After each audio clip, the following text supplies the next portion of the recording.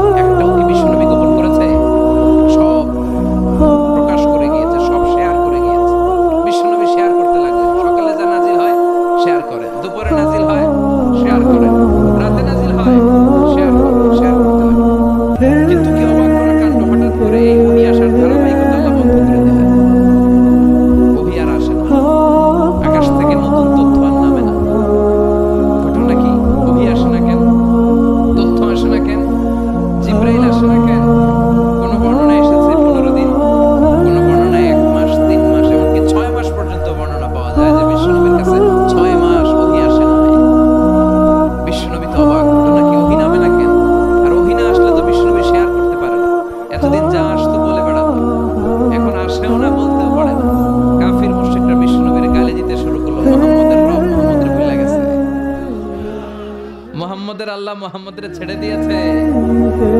বিশ্বনবীর চাচি আবু লাহাবের স্ত্রী উম্মে জামিল বলতে শুরু করলো, কি মুহাম্মদ, তোমার শয়তানটা তোমার কাছে আসলো না? শয়তান দ্বারা তিনি জিবরাইলকে বুঝিয়েছেন যে তোমার জিবরাইল তোমার কাছে আসে না। এভাবে সবাই গালমন্দ করতে শুরু করলো যে মুহাম্মদের আল্লাহ মুহাম্মদকে ভুলে গিয়েছে। বিশ্ব ইসলাম নিজেও হতাশ হয়ে গেলেন, কি রে কি আসে না কেন? আমার কোনো ভুল হচ্ছে না তো? আমার কোনো অপরাধ হয়ে গেল না তো? আল্লাহ কি আমার উপর অসন্তুষ্ট হয়েছে? আল্লাহ কি আসলেই আমারে ভুলে গেছেন? আল্লাহ কি আমাকে ত্যাগ করেছেন? তিনি কি আমার উপর রেগে আছেন? আমরাও মাঝে মাঝে এরকম হতাশ হয়ে পড়ি। এরকম হতাশ হয়ে গেছে না? কিরে আমার দোয়া কবুল হয় না কেন? আল্লাহ আমার ডাকে সাড়া দেয় না কেন? আমার জীবনে এত দুঃখ কেন? আমার জীবনে তো ভালো কিছু হয় না, খালি সব কষ্ট আমার কেন? এরকম আছে না? এরকম হতাশদের জন্য এই সূরাটা একটা আলোকবর্তিকা, মোটিভেশনাল সূরা। বিশ্বনবীকে আল্লাহ আশ্বস্ত করলেন আর এই সূরাটা নাযিল করলেন আর বললেন, ওয়াদ-দুহা। ওয়াদ-দুহা, দুহা মানে আলো, দুহা মানে প্রভাতের সূর্য কিরণের শপথ। Look up, the sunlight, it's a very beautiful day out there. অনবী হতাশ হবেন না, বেরোন, সকালের সূর্যটা কত সুন্দর, কি ঝলঝলে পৃথিবী, ফকফকে আর তকতকে, দেখলেই মনটা ভরে যায়, ঠিক কি না? দুহা, দুহা মানে আলো, আশার আলো, সম্ভাবনার আলো। আমাদের জীবনে আলোর দরকার আছে না নাই? আলো না থাকলে আমরা বাঁচতে পারবো? আলো লাগে বড় ভালো। এই আজকে আলো না থাকলে আমরা দেখা যেত। এজন্য কোরআনকে আল্লাহ আলো বলেছে। কোরআনকে কি বলেছে? কিতাবুন আনজালনাহু ইলাইকা লিতুখরিজান নাসা মিনাল যুলুমাতি ইলান নূর। O Muhammad, I've revealed this holy Quran unto you to lead the mankind out of darkness into the light. অন্ধকার থেকে লাইট, লাইট মানে কি? আলো, আলোর দিকে নেওয়ার জন্য এই কোরআন। তোমার বিশ্বনবীকে আল্লাহ নূর, নূরের সাথে তুলনা করেছে। আবার বিশ্বনবী আল্লাহর কাছে নূর চাইতেন, বলতেন, আল্লাহ আমার ডানে আলো দাও, আমার পায়ে আলো দাও, আমার সামনে আলো দাও, পিছনে আলো দাও, উপরে আলো দাও, নিচে আলো দাও, আমার দেহে আলো দাও, আমার মাংসপেশির ভিতরে আলো দাও, আমার হাড়ের ভিতরে আলো দাও, আমার জন্য তুমি আলো দাও। পড়েন আমিন। এজন্য আলো ছাড়া বেঁচে থাকা অসম্ভব। আল্লাহ তাআলা আলোর নামে সূরা দিলেন, সূরাতুদ দুহা, প্রভাতের আলো, প্রভাতের সূর্য কিরণের শপথ, আলোর শপথ। সুবহানাল্লাহ পড়েন। এরপর আল্লাহ বললেন, ওয়াল-লাইলি ইযা সাজা, আলোর শপথ, সকালবেলার সূর্য কিরণের শপথ। দ্বিতীয় আয়াতে আল্লাহ বললেন, রাত্রিবেলার শপথ, যখন রাত্রিটা নিঝুম হয় বা নিস্তব্ধ, নিঝুম আর নিস্তব্ধ রাতের শপথ। তাহলে আল্লাহ আলোর কসম কাটলেন, তারপর অন্ধকারের কসম কাটলেন, ঠিক কিনা? আলো দ্বারা মূলত আল্লাহ তাআলা ওহীর আগমনকে বুঝিয়েছে, আর অন্ধকার দ্বারা আল্লাহ তাআলা ওহীর অনুপস্থিতি বুঝিয়েছে। এটা দিয়ে আল্লাহ বুঝাতে চাইলেন, ও নবী, কাফির মুশরিকরা আপনারা গালি দেয়, ওরা বলে যে আমি আপনারে ভুলে গেছি, আমি আপনারে ত্যাগ করেছি, আমি আপনার প্রতি অসন্তুষ্ট। না না, আমি ইচ্ছা করে ওহী পাঠাই না, কারণ সব সময় আলো থাকলে ভালো লাগে না, কিছু সময় অন্ধকারের দরকার আছে না? বুঝে শুনে উত্তর দিন। 24 ঘন্টা আলো, 365 দিন খালি আলো, আলো আরো আলো। যদি সূর্যের আলো সব সময় থাকে 365 দিন, ভালো লাগবে? রাতে ঘুমাবেন কেমন? আবার সব সময় ঘুটঘুটে অন্ধকার, আলো নাই, ভালো লাগে? ক্ষেত খামারে চাষ করা লাগবে না, বাজারে যাওয়া লাগবে না। তার মানে আলোরও দরকার আছে, অন্ধকারেরও দরকার আছে। এটা দিয়ে আল্লাহ বুঝাতে চাইলেন, নবী, ওহী নাযিল করা যেমনি দরকার আছে, মাঝে মাঝে ওহী বন্ধ রাইখা আপনারে বিশ্রাম দেওয়ারও দরকার আছে। চিৎকার করে বলেন আল্লাহু আকবার। এজন্য আল্লাহ বললেন, ওয়াদ-দুহা ওয়াল-লাইলি ইযা সাজা মা ওয়াদ্দা'আকা রাব্বুকা ওয়া মা ক্বালা ওয়ালাল-আখিরাতু খায়রুন লাকা মিনাল উলা। সুবহানাল্লাহ পড়েন। ও নবী, প্রভাতের সূর্য কিরণের শপথ, নিঝুম নিস্তব্ধ রাত্রিবেলার শপথ, আলো আর অন্ধকারের শপথ করে আমি বললাম, আপনার প্রভু আপনারে ভুলে যায় নাই, আপনার উপর অসন্তুষ্ট হয় না। আমি আল্লাহ ইচ্ছা করে ওহী বন্ধ রেখেছি, কারণ ওহীর একটা পাওয়ার আছে।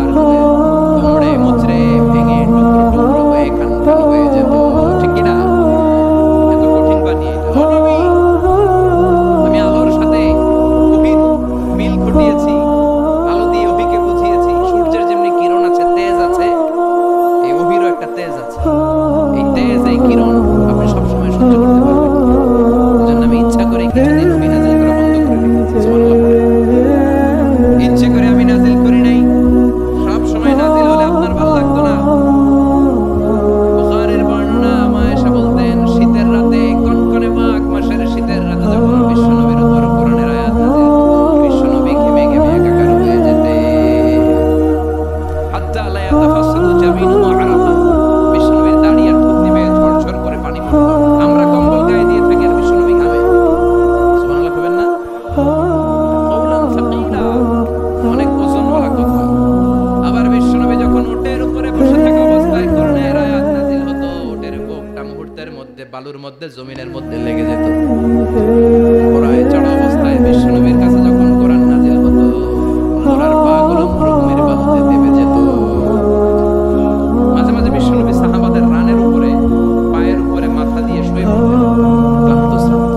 যায়েদ বিন হারেসা বিশ্বনবীর পালক পুত্র, তার পায়ের উপরে মাথা রেখে বিশ্বনবী একবার কথা বলতে বলতে ঘুমিয়ে পড়লেন, ঘন্টাখানেক ঘুমালেন। যায়েদ বিন হারেসা বলে, আমার কাছে তেমন কোনো কষ্টই হচ্ছে না, বিশ্বনবীর মাথাটা খুব বেশি ওজন মনে হচ্ছে না। ঘন্টাখানেক পর বিশ্বনবী চোখ খুললেন, আর খোলা মাত্রই ওনার উপর ওহী কোরআনের আয়াত নাযিল হতে শুরু করলো। কি? যায়েদ বিন হারেসা বলে, যখনই কোরআনের আয়াত নাযিল হতে শুরু করলো, আমার মনে হচ্ছে বিশ্বনবীর মাথাটা 50-60 কেজি ওজন বেড়ে গিয়েছে। বিশ্বনবীর মাথার ওজনে আমার পায়ের রান ফেটে যাবে, আমার পায়ের হাড়টি ফেটে যাবে, আমার পাটা ভেঙে কাল হয়ে যাবে মনে হচ্ছিল। তার মানে কোরআনের আয়াত যখন নাযিল হয়, বিশ্বনবীর উপর একটা প্রেসার আছে না নাই? এইজন্য আল্লাহ বললেন, নবী আমি আপনার ভুলে যাই নাই। কাফেররা যেমনি আপনারে গালি দেয় যে আমি আপনার ভুলে গিয়েছি, আপনার উপর আমি অসন্তুষ্ট, নেভার, অসম্ভব। আমি আপনার উপর কখনো অসন্তুষ্ট নই, বরং আমি ইচ্ছা করে আপনার উপর থেকে প্রেসার কমিয়ে দেওয়ার জন্য কয়েকদিন ইচ্ছা করে আপনার ছুটিতে রাখছি। সুবহানাল্লাহ, যাতে করে আবার এনার্জি গায়ে নেওয়ার পরে নতুন করে কোরআনের আয়াত রিসিভ করার জন্য আপনি সক্ষম হন। চিল্লায় পড়তে হবে আল্লাহু আকবার। এজন্য আল্লাহ বললেন, ওয়াদ-দুহা ওয়াল-লাইলি ইযা সাজা মা ওয়াদ্দা'আকা রাব্বুকা ওয়া মা ক্বালা ওয়ালাল আখিরাতু খায়রুন লাকা মিনাল উলা। এরপর আল্লাহ বললেন, নবী ওয়ালাল আখিরাতু খায়রুন লাকা মিনাল উলা, and verily indeed the hereafter is far better for you than this dunya. এই দুনিয়ার চেয়ে আপনার জন্য আখিরাতটা অনেক দামি। খায়রুন লাকা মিনাল উলা, এই দুনিয়ার চেয়ে আখিরাতটা অনেক শ্রেষ্ঠ। এতে আল্লাহ বললেন দুনিয়ার চেয়ে আখিরাত শ্রেষ্ঠ, আর এক আয়াতে আল্লাহ বললেন দুনিয়ার চেয়ে আখিরাত হলো স্থায়ী। ঠিক কি না? বাল তু'থিরুনাল হায়াতাদ দুনিয়া ওয়াল আখিরাতু খায়রুন ওয়া আবকা। তোমরা দুনিয়ার জীবন নিয়ে পাগল পড়া হয়ে থাকো। আল্লাহ বললেন দুনিয়ার জীবনের চাইতে আখিরাতের জীবন শ্রেষ্ঠ, স্থায়ী। ঠিক কি না? কার কথা? দুনিয়া স্থায়ী না আখিরাত স্থায়ী? দুনিয়া শ্রেষ্ঠ না আখিরাত শ্রেষ্ঠ? কিন্তু আমরা কোনটার পেছনে দৌড়াই? খালি দুনিয়া দুনিয়া, দুনিয়া কে মজা ले लो, দুনিয়া তোমারি है, কিন্তু জান্নাত কে মজা ले लो, জান্নাত তোমারি है, ওইটা কয়? আছে না নাই? দুনিয়ার পেছনে পাগল হয়ে আমরা পড়ে থাকি। এই দুনিয়ার জীবনটা একটা মায়াজাল, এটা একটা মরিচিকা। এই মরিচিকা, এই ধোঁকা, এই লালসা আর এই মায়াজালের পেছনে আমরা ছুটছি। ছুটতে ছুটতে হুট করে একবার কবরের ভিতরে ঢুকতাম। কথা বলেন, তখন আমাদের টনক নড়তো। এজন্য দুনিয়া মুমিনদের জন্য শ্রেষ্ঠ আর স্থায়ী জায়গা নয়। মুমিনের আসল জায়গা হচ্ছে আখিরাত। মুমিনের শান্তি আর কল্যাণের জায়গা হচ্ছে আখিরাত। জান্নাত হচ্ছে মুমিনের শেষ ঠিকানা। চিৎকার করে বলেন ঠিক কি না? সেটাই বিশ্বনবীরে বললেন, নবী কাফির মুশরিক